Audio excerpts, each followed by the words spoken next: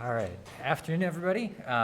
Before we get started, so we're going to keep working on those multi-particle simulations that we had sort of stopped at around the pseudocode with on Wednesday's lecture. Before we do that, a couple of midterm announcements. Let me pull up our syllabus really quick. Make sure that's visible. The midterm will be Monday to Monday, so it'll be posted live on Canvas, I don't know, Monday morning sometime around like 8, something like that. And then you'll have until the following Monday, probably noon or maybe later, 5 p.m., something like that, to submit the project. You are allowed to work in teams of 2 if you want, or you can work by yourself, whatever you feel more comfortable doing. If you already know who you want in your team, you can work with whoever you want. You can also go across sections, so if you know somebody in the other section, that's perfectly fine. Also, if you want to work in a team, but you want me to randomly assign you to a team, so if you want to meet some new people in the class, that's what this survey is for. That's on Canvas right now. If you want to be randomly assigned, complete that survey. It's basically a one-question survey that says yes or no. Yes, I do. No, I don't. So if you already have your plan in mind for who you want to work with, whether it's yourself or somebody else, ignore the survey. It doesn't matter. And then Sunday afternoon/evening is when that closes, and then shortly after that, I'll randomize the lists and send it out to whoever wanted to be on a team. But again, if you don't want to work with somebody else, or you already know who you want to work with, you don't have to tell me or submit or anything like that. You can just start working together. Just don't switch, right? Don't work with somebody the first 3 days and then work with somebody else the second 4 days. That doesn't work. Okay, so let's get to the theory that we had stopped with on Wednesday. And I gotta warn you, this is like one of my favorite parts of the class. Like I don't know if I can make it like all the way through the class from beginning to end without having to go to the bathroom. Like, this is amazing stuff. It might also have something to do with it's my second cup of coffee today, but nevertheless, we're gonna like finish up our simulation here with basically an unlimited number of particles, but then we're gonna find this really elegant way to do what we're already doing with far less coding. But this is fine the way that we're doing it here. So just as a quick review of where we were yesterday, we were gonna try to do this simulation, but for lots of particles. And we had set up the data structures for those particles first as a matrix, right? So the trajectories, both in the x and the y direction, are now going to be matrices, where each row in our matrix corresponds to a different step. So it'll step through time, just the way that it did before. But now we add these additional columns. So we previously had particle 1 here, but now we've added particle 2 and particle 3 along with it. And we will set it up in such a way that we can just add more particles, right? We'll just automatically add more columns as we go. And then we'll have to fix the first row to be their initial positions. And we had said previously, or at least alluded to it, we're just going to randomize those positions, just kind of scatter everything throughout the domain. So these initial x positions, these are going to be, whoa, that pen is really big. These initial positions are going to be based on random numbers, and they're going to be drawn from the range of 0 to 1. So we'll have something that looks like that for each of those, and then we'll put them into the matrix as we go. The velocities are similar, except they're going to be row vectors. They used to just be a single value, right? We would just set a velocity for a particle and that was it. Now we set multiple velocities for particles. And we turn those into a row vector, primarily to keep that correspondence between each time I move a column. If I go columns to the right, then that's a different particle as I go. You could define the velocities to be a column vector where each row is a different particle. There's nothing wrong with that as long as you're careful with the indexing. It just becomes confusing because sometimes you're talking about rows and sometimes you're talking about columns. These are also going to be randomized, but we want that randomization to go from -1 to +1. So we'll have to mess around with the random number generator. In a way not dissimilar to how we did when we were dealing with spinners back in Excel. Those could only give us integers, and we saw we had to play some math games to get, negative numbers or fractional numbers or decimal numbers. We can mess around with the random function to do the same thing. And then we had gotten to this bit of pseudocode, and this is where I want to spend a little bit more time here, sort of documenting our ideas. There's the initialization part up here, so we'll generate particles and steps and that sort of stuff. We'll pre-allocate vectors or matrices to be all zeros, that kind of stuff. It's this simulation that I want to work on, and we're going to focus on these two different loops because we've got two different indices to worry about, so I'm going to highlight them here.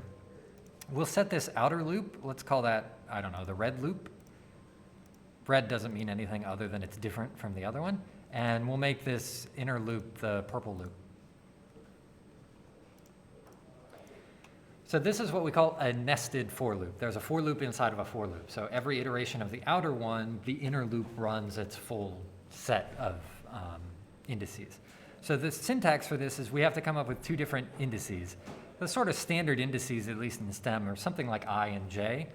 We could call them IDX if we want, but I'm going to use I and J for this example.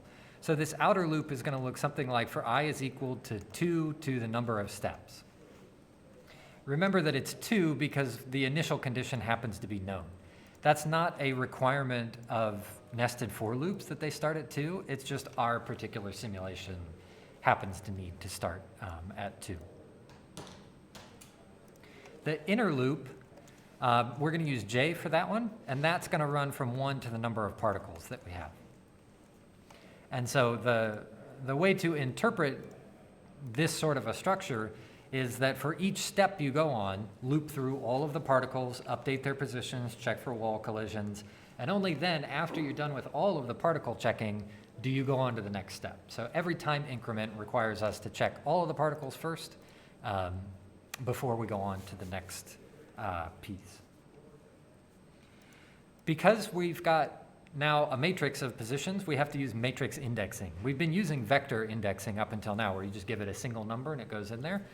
For a matrix, it's similar, but we use row-column indexing in there. So the first index is the row that you want to go to, and the second index is the column. So for example, when we want to get the old position out of our X matrix, we still say X of something, but now we have to put two things inside of that something. We have to give it a row and a column. So it always has to look like row, column, something like that.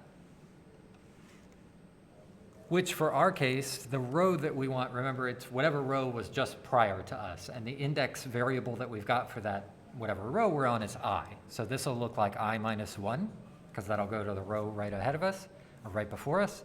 And the particles are incrementing by J, so the column that we want is column J.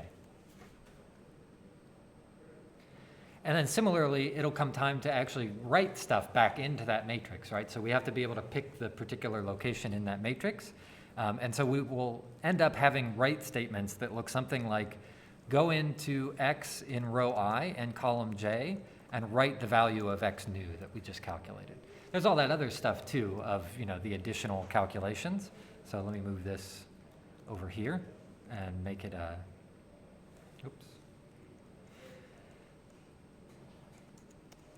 Make it a comment, because there's all that other stuff in the middle here too, right? This is update position, wall check, etc. Right, all of that is still there.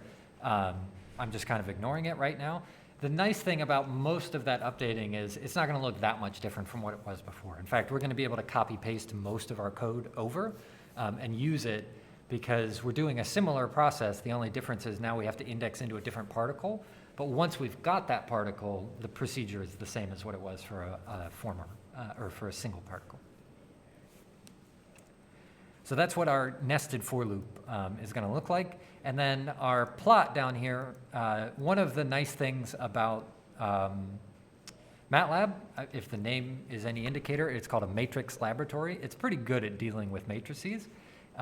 If you say plot x, y, and x and y are both matrices of the same size, then what plot will do is it will plot each column of y versus each column of x. So as long as we've got these lined up in nice pairs, we don't have to do anything more than just plot x, y, and it will plot each of those corresponding columns against each other. So we don't actually need this for loop to go around those. That's essentially what we're doing. It's just that behavior is baked into the plot function, so we don't have to change it at all.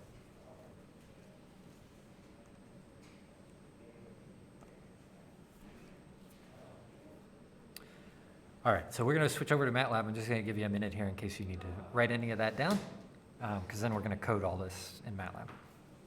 And then we're going to do the really exciting stuff. If this isn't exciting enough, you'll love the next part.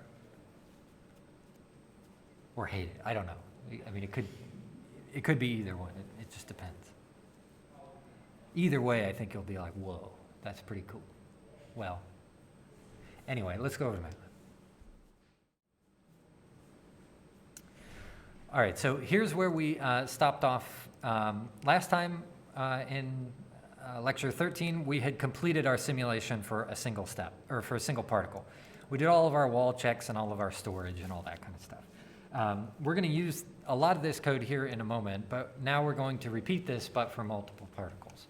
I'm just going to start a brand new one from scratch, so we'll call this lecture 14B.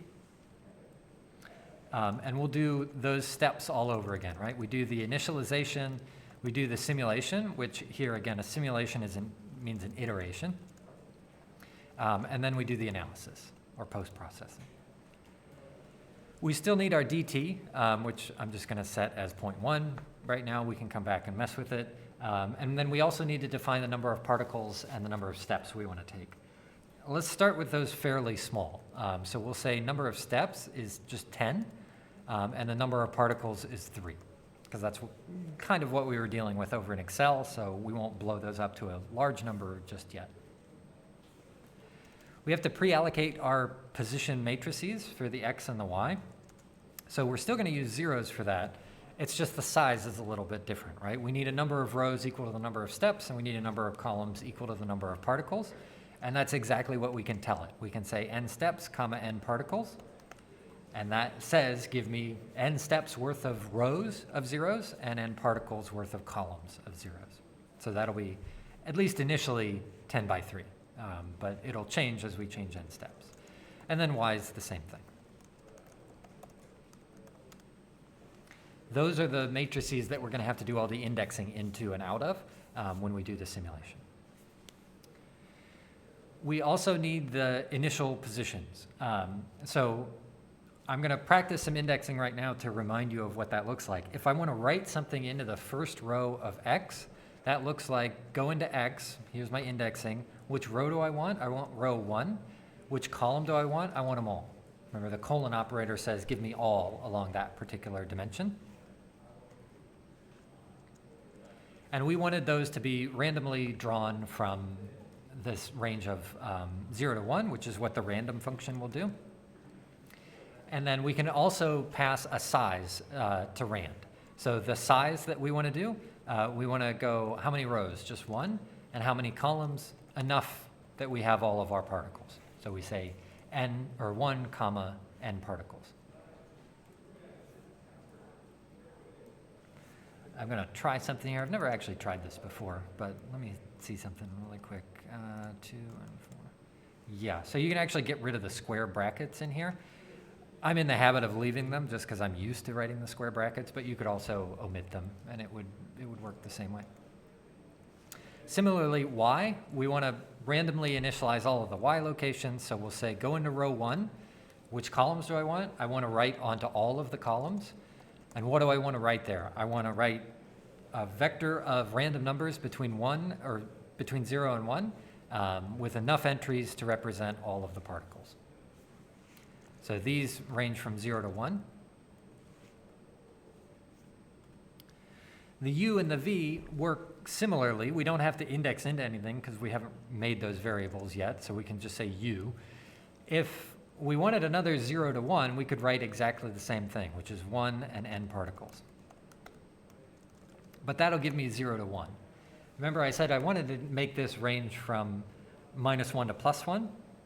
Can anybody guess what we would have to do to a variable that ranges from 0 to 1 in order to make it range from -1 to 1? You'll have to play like a math game like we did with the spinners.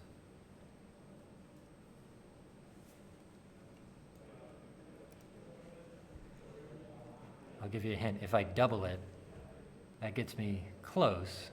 That'll get me 0 to 2. And then what do I do if I want it to be minus 1 to 1? Subtract 1 off of it. So I double it, that takes a 0 to 1 range and makes it 0 to 2. And then I subtract 1, and that shifts everything to the left by 1. So we say that minus 1. And this will get me minus 1 to plus 1. Those are the kinds of games that you very often have to run with random number generators, because they only typically come in a few flavors. You can either get integers over any range that you want, or numbers between 0 and 1, and then if you need them to scale to some other range, you have to play games like that. And similarly for v, we'll say rand of 1 comma n particles, minus 1, and that'll be minus 1 to 1 as well.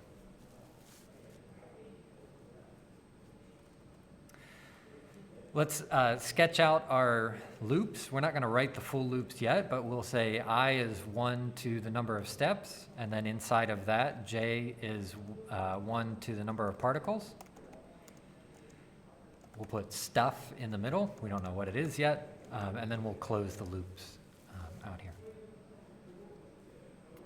That's the general structure, remember, for loops. When you define the index variables, it's typically looks something like 1 colon something else, however many you want to go over.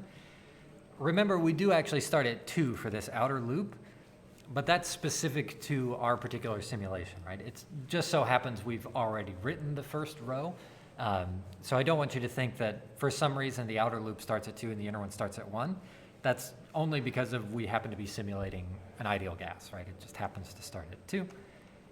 But we wouldn't do the same thing for j because we don't want to somehow skip the first particle, right? We want to look at all of the particles.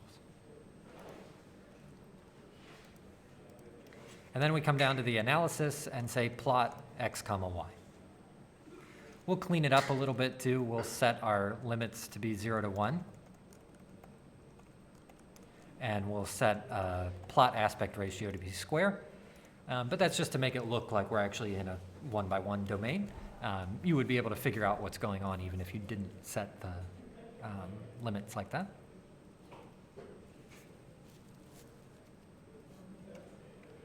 So I'm going to divide the inner loop here into 2 parts. One is that indexing part that we just talked about a moment ago. And then the second one is basically copy-pasting stuff from the previous one because that'll be essentially the same. So if we want to extract the old positions and say x old, well, which one is that? I need to go into x, and I need to go into not row I, but the row right above it, right? Because that would correspond to the step that I just took. So I would say I minus 1. And which column do I want? Well, now I'm iterating through each of the columns of my particles. So this would be j. That'll give me the j particle at time I minus 1, or row I minus 1. Same thing for y, except of course we're indexing into y. We put more stuff here for the actual simulation, and then we need to turn around and write stuff back into it, right? The stuff will be updating the position and checking for wall collisions and stuff like that. Then when we're all done, we take whatever that x new value is and stick it back into x, or put the y new back into y. So where do we want to place that value? We want to go into row I, because that is our current step, and into column j, because we're talking about particle j. And so this will look like x new. Similarly for y, it'll be y of I comma j is y new. So this line, actually both of these lines look very similar to what they did before. It's just we've got this additional index of a j to tell us which column to go into. If we pull up the code that we had here in a moment, as I will, it looks almost identical, except there's only one index that we have to worry about. And now we've got 2. All right, I'm going to go over into that previous code and copy paste it in here. So again, this was the definition of the old that we had before. It was just one index. Everything from here down to writing it, we're going to copy. So all the way down to storing the positions. We're going to move it over here, paste it, and align everything so it looks nice and pretty. And then this will be store positions, which is what we just wrote. So I'll kind of hover up here on the top, because that's where we just pasted. We pasted in starting here. The biggest difference that we've had up until now is just how do we get the old values out. We have that extra index in there. So this corresponds to step I minus 1 and particle j.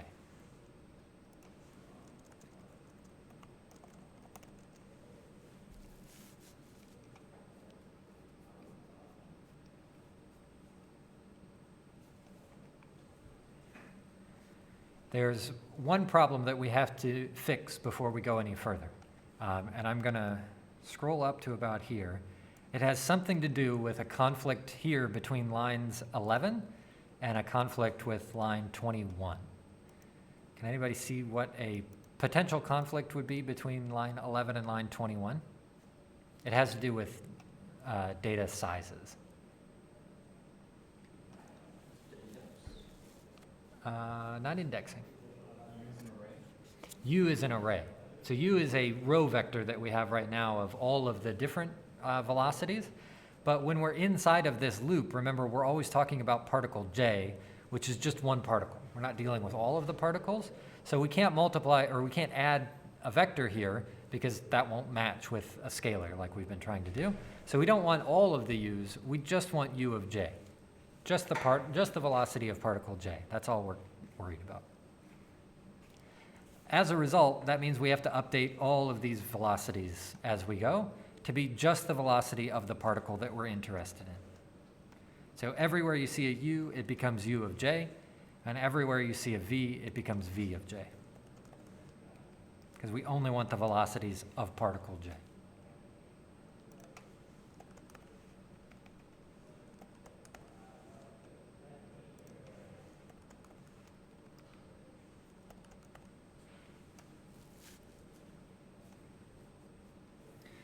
So I'm going to wait here for a few minutes for everyone to have a chance to catch up. I am over on Canvas chat for anybody watching on Twitch, but I'm just going to wait a few moments. We've got all of the major modifications done. So if you make those and try to run it, you should see lots of particles being plotted. Otherwise, I'll come back in a few minutes. We'll run it and we'll add a little bit to it. But I'll give you a little bit of time here to catch up.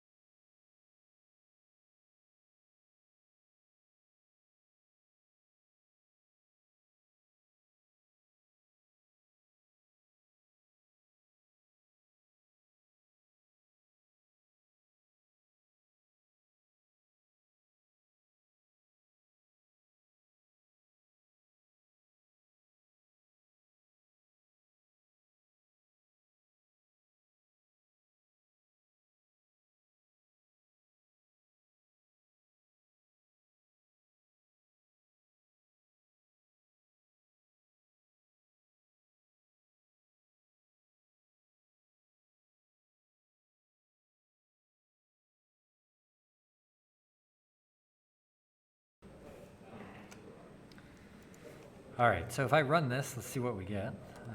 Function lock, F5. We'll plot this. It doesn't really look like very much right now. It looks kind of confusing.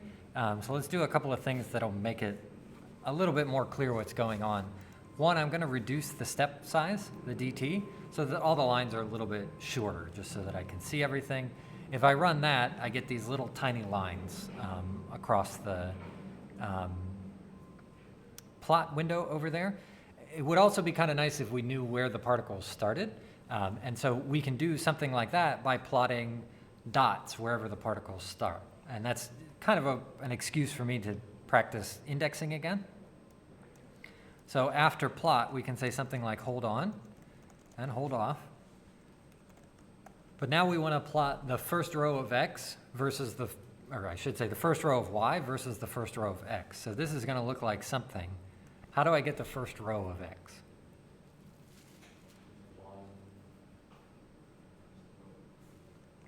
So far, so good.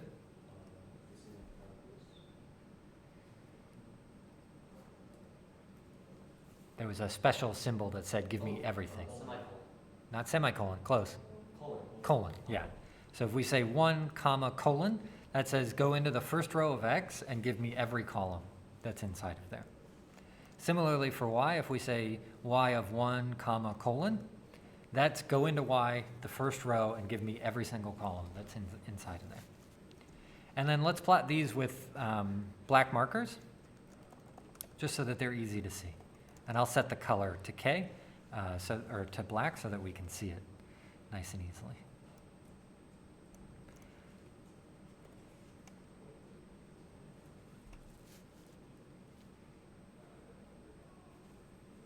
So now when I run my plots, it's a little bit more, it actually looks like little velocity vectors that are coming out of there. They're not, we're just plotting very short-term trajectories. But our particles start at that black position, because that's the first row in our x and y. They're randomly located, because we didn't bother to do anything beyond a random number generation. And then they go off in a direction that we want. And so now you can either you can play around with both, right? You can up the number of steps that we have to make all of the lines a little bit longer. So maybe instead of 10 steps, we want to do 100 steps and run something like that. And now we can check, is everything more or less bouncing off of walls the way that we want? And you can also jack up the number of particles, right? Because our simulation is set up to automatically accommodate any number of particles that we want to handle. So maybe we up these to 10. And we get something that looks like that. If you go too many more than maybe 10 or 20 particles, it starts to look a little bit weird, right? If I do 100 particles and 1,000 steps, it just kind of lose it, right? But it's all there. You would just not want to run it for quite so many. That's just a visualization problem. There's nothing wrong with the code. It's just you're drawing lots and lots of points as it goes.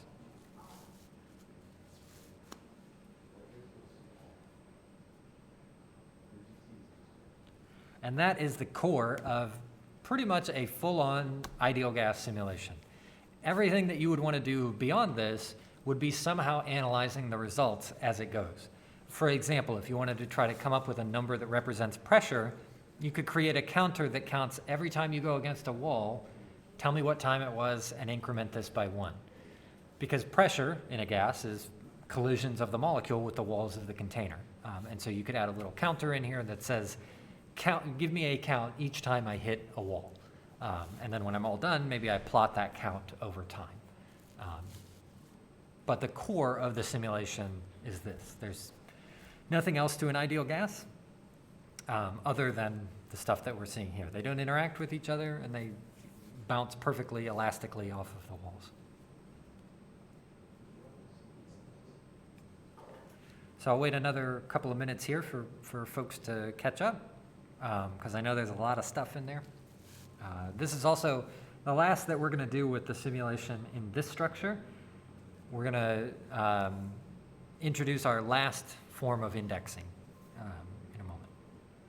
So I will shut up. Again, I'm over on Canvas chat if you have any questions over on Twitch, but we'll wait 2-3 more minutes here for folks to catch up.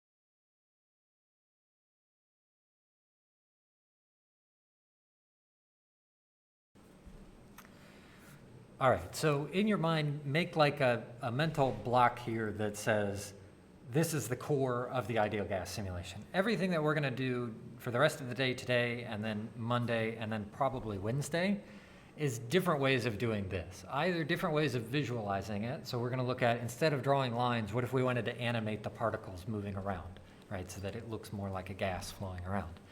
But it's not fundamentally any different, right? It'll still be the same set of rules, the same sort of indexing, all of that kind of stuff.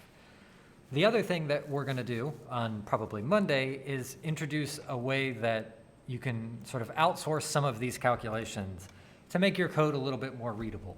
And so that'll be us introducing functions. We'll take these calculations and put them in a different file, and then call that file from this script. That'll be functions. What we're gonna do for the rest of the day in the remaining 15 minutes is look at what I said is the last form of indexing. And what we're gonna end up doing is entirely replacing this for loop and every single if statement in here.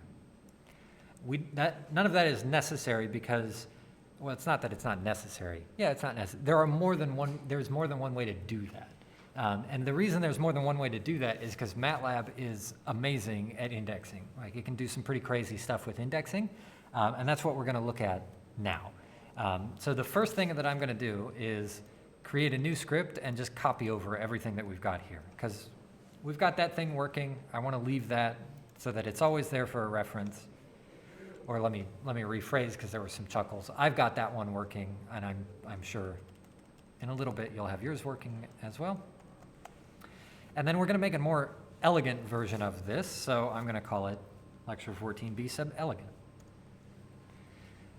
I say elegant because it really is only about appearances. It will run ever so slightly faster, but probably not noticeably. But otherwise, it's doing exactly the same thing. So it's a different way of coding the same behavior. I'm not gonna change that at all. Now that we're in the new script that I want, I'm gonna close the two old ones so that I don't accidentally edit those. I'm gonna delete the entire inner loop because that's what we're gonna replace with code that doesn't require any iteration at all. It will do exactly what we're doing here, but with no iteration. So we don't need that second index variable.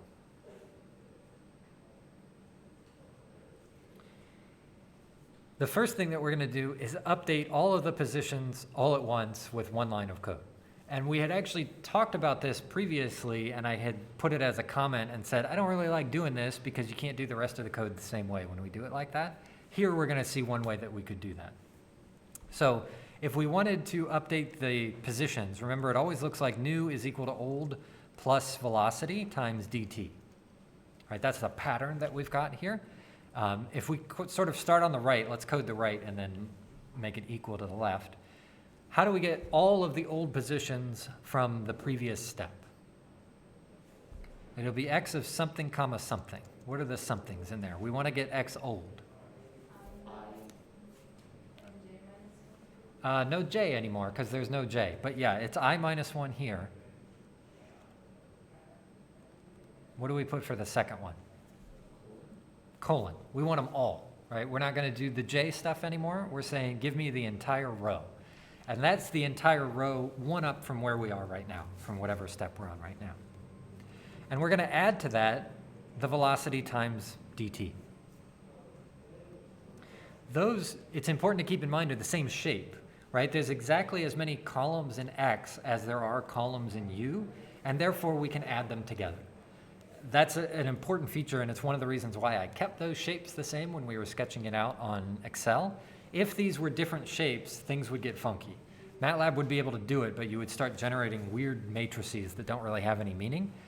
So it's important in that example to keep those the same shape. So what do I say then to put that into row I? So take the old one, read it, add to it the velocity times dt. What do I say to write that into the entire row I?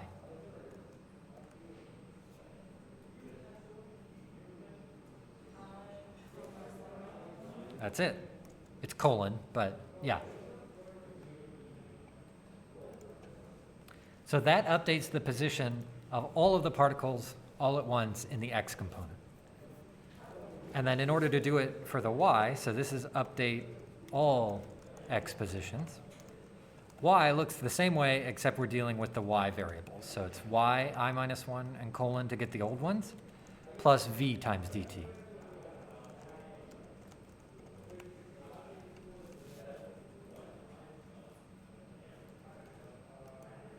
And we had introduced that previously, and the reason that I said that that's not terribly useful was because we would still need another for loop to go through and check all the wall conditions. That's what we're now going to accomplish with our last remaining kind of indexing, which is different enough that it's worth comparing to the other ones. So I'm going to switch back over to Excel and take some notes here, and then we'll code up a couple of examples in here.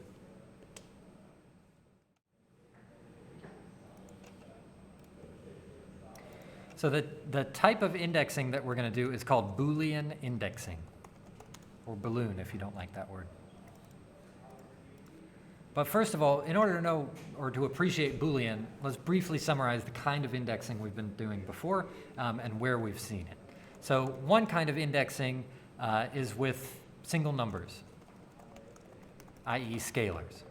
You don't need to know that they're called scalars. It just means a single number. So the first one that we saw would be something like x of 1, right? That goes into x and reads the first value out, or go into x and read the sixth value, or something like that. If we were writing things, we could say x of 3 is, I don't know, 3.14159, right? That's how we used to do indexing with one number. We've also been doing that with essentially variables that are also one number. So when we said something like for idx is equal to 1 to 10, and then sitting inside of here, we would say something like x of idx is, I don't know, 6, whatever that happens to be. That was doing the same thing. It was indexing with one number, or one index in this particular case. It's just that we were asking Matlab to change that number as fast as it can. It would do 1, and then 2, and then 3, and then 4, and then 5, and then 6. But it was still only indexing with one number. Contrast that to indexing with vectors. Or I guess in common parlance, we would say lists of numbers, i.e. vectors. And we saw an example of this with our random walk simulation. So in our random walk simulation, we wanted displacement, but we only wanted displacement at like 10, 20, 50, and then 100, 200, 500, et cetera, et cetera. And so I had showed that it was possible to define an index as a list of indices, like 10, 20, 50, 100, 200, 500, et cetera. I'm not going to write the rest of them. And then that we can pass that list of indices into a variable and only extract values at those particular indices. So the way that we had used that was our displacement became the square root of x of idx squared plus y of idx squared. And so that allowed us to calculate the displacement all at once at locations 10, 20, 50, etc. Right? It did it all at once. We didn't need a loop or anything like that.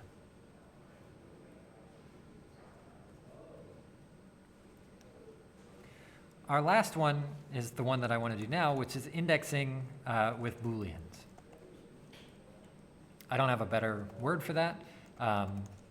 Zeros and ones.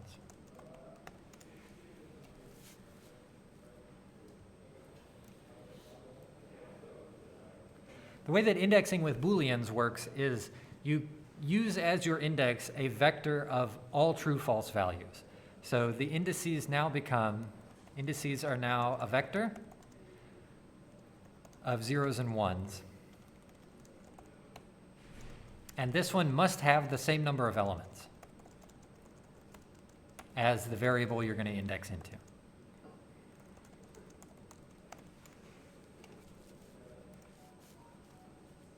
So for example, if I said that x was, say, 10, 20, 30, 40, 50, I can define my indices as zeros and ones with exactly the same number of elements. So for example, I could say 0 and then 1 and 1 and 0 and 0. Right? Same number of elements, but they're all zeros and ones. If I then ask for x of idx, what that will end up yielding is only those elements of x for which the index is 1. If it's a 0, it'll ignore it. It just won't take it. It'll ignore what happens to be in that location. So this will produce something that looks like 20 and 30.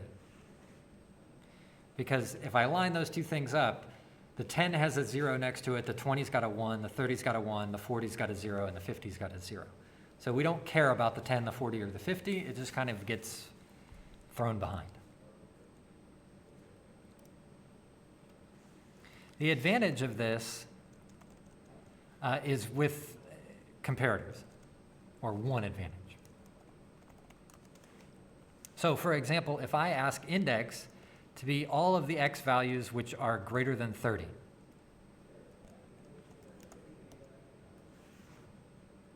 if I do that, then index will look like, it'll go through x, and it'll ask how many of these are greater than 30. 10 is not, so it gets a 0. 20 is not. 30 is not actually greater than 30. It's equal to 30, so it still gets a 0. But 40 and 50 are greater than 30, and so it becomes a 1 on there. And it will generate all of those all at once. We don't have to ask it to do that. Well, we did ask it to do it.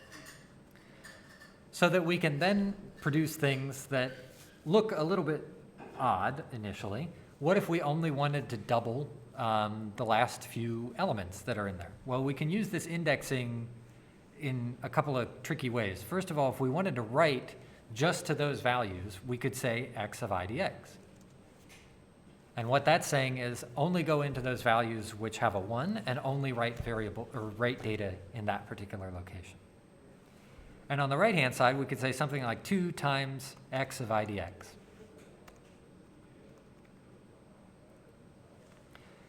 What does this yield? Well, remember, it works from right to left. So the first thing it'll do is evaluate the right-hand side. So it'll read x of idx, and x of idx will yield, in this case, just the 40 and the 50, right? Because it just asked for the values that are greater than 30.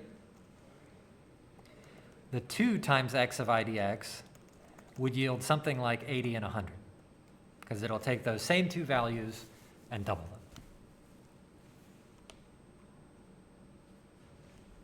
So if we then have something like x of idx is equal to 80 and 100, that will write the 80 and the 100 just to the index values.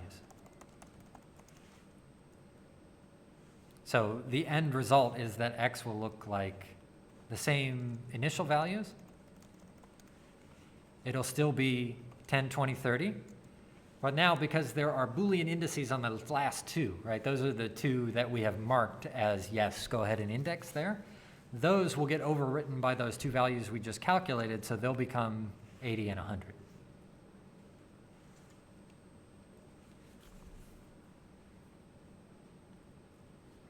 The advantage of that is twofold. A, we can get rid of all of the if statements, right? We generate a Boolean vector that says it's a 0 if it didn't meet that condition, it's a 1 if it does meet that condition. So that removes all of our if statements.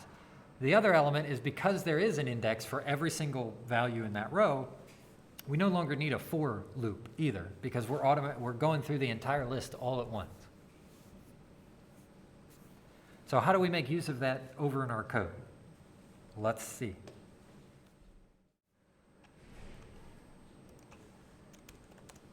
First, let's check the right wall for collisions. What does it mean to collide with the right wall? Well, we're going to create some Boolean indices, which we'll call IDX. Which ones do we want to mark as having crossed the right wall? Well, that would be all of the values in which row of X? Well, the current row of X that we're in and all of the columns. We're going to ask, in that particular row of X, the one that we just updated a moment ago on line 17, of all of those values in that row, which ones are greater than 1? So this corresponds to asking, did you pass the right wall?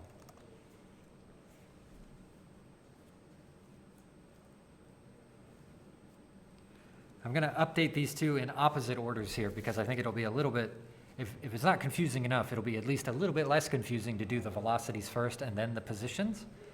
So how can we use that idea that we just had a moment ago of only creating modifications to certain values in order to update the velocities? Well, which velocities do we want to change? The only velocities we want to change are those that pass the right wall. So we say u of IDX. That's saying these are the only values I want to change. What do I want them to change to? Take those exact same values of u of IDX, but make them negative.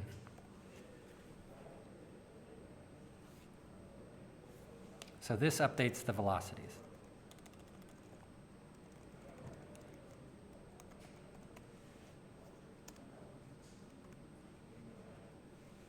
We have to follow that exact same pattern here where we say, well, which ones do we want to update? Only the ones that have passed the right wall. What do we want to update them with? The values of those ones that cross the right wall, except make them negative. We have to use exactly that same pattern to update the positions. It just looks a little uglier because there is that additional index in here. So what we want to say is go into X, which row we want column I, or excuse me, row I. Which column do we want? Well, we want only the columns of those things which pass the right wall. So we say row I, comma, IDX. And how did we update those positions? We said that was the equivalent of saying 2 minus X of those values.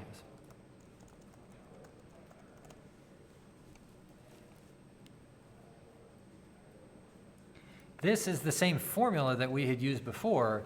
It's just now we're using indexing in a different way, right? We're saying, look at the entire row of I and go into just those ones that I have now previously flagged as the ones that have crossed the right wall and take only those values, update them, do that calculation, the 2 minus that position, and then write those back on top of themselves, overwrite the old values. So in order to check this, and I do this check all the time because I never code all of this until I'm fairly sure it works once, let's reduce the number of particles to something more manageable, let's say like 5. And I'm going to reduce the steps to something like 20. And I'm just going to run this simulation until I can observe that a particle either did get reflected off the right wall or should have been reflected off the right wall. And it's a sanity check for me to know that it's working. It's okay if it goes past the top or the left or the bottom because we haven't coded any of that yet.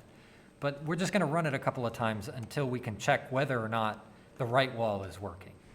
So this one, we just got unlucky, right? It's not a correct set of initial conditions. I'm going to up the steps a little bit. Let's take it to 40. Aha, there we go. I got one that reflected off the right wall. Little green particle over here went down to the right, and it did in fact reflect. So that's a good sanity check, right? It tells us it seems to be headed in the right direction.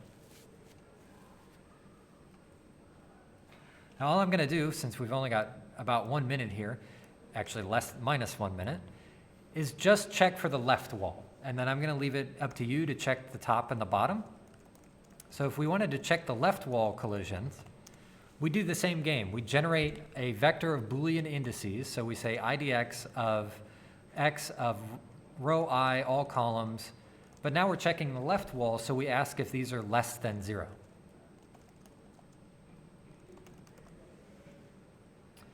The updating, which is nice here, really doesn't change very much. We have X of I and IDX is this time just reversed, so I and IDX. And U is actually the same. So this updates velocities.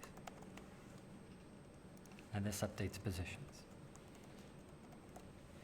And we can get away with using the same IDX, right? I didn't have to come up with a new variable for the indices because we recalculated the indices right here.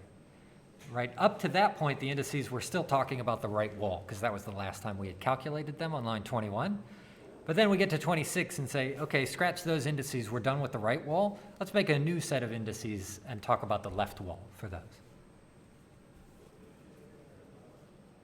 And if I run this a couple of times, now I can check to make sure that the left wall is working.